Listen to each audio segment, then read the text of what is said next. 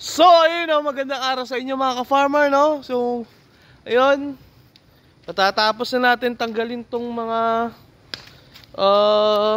ugat ng mga saging, no, mga ka-farmer. So, ito kasama ko si John Ray. Yan, aking kasama dito sa farm. So, ito mga ka-farmer, no, itong part na to, uy, madilim.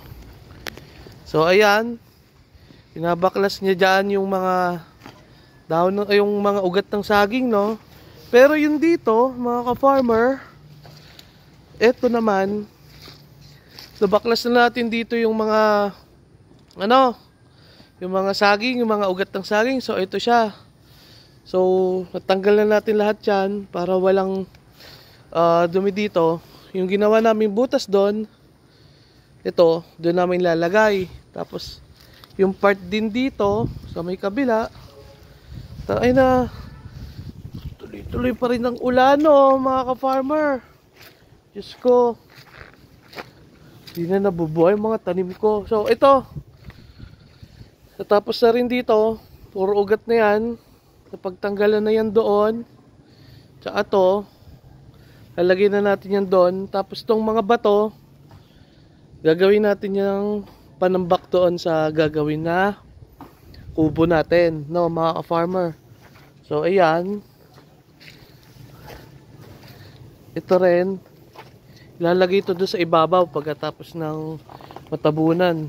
Tapos to, yung mga yan, mga bato na yan, ihuhulog din lahat doon sa para yung ilalim na gagawin ng bahay na kubo is matibay. Ayun yung gagawin na panambak dyan, no, mga ka-farmer. Tapos nag-ipon na ako ng mga mga kahoy natin.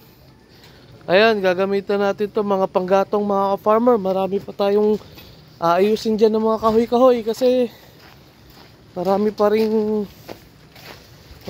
ring mga kahoy dito, panggatong natin. Yan, to mga ka-farmer, lilinisan natin yan. Tapos yung itatanim ko dyan, kalamansi, tapos pakwan tsaka melon. So pagkakasyahin ko na yan, itong puno ng santol, no, titriman natin yan para hindi masyadong matakluban ng anino ng puno yung itatanim natin dito ng mga mga prutas naman. Kalamansi. Yan. Ayan, no, tatanggalin ko to. Tapos yun, pag may init na, susunugin na natin yan para mawala na dyan, mga ka-farmer. So ayun, no, ang luwag na. Medyo nakikita na natin yung yung lawak ng ating farm. So ayan. Ayun, mga ka-farmer, no, salamat sa panunood. Kahit walang kakwenta-kwenta yung ginagawa kong video. So ayun lang. Peace. Whoop whoop.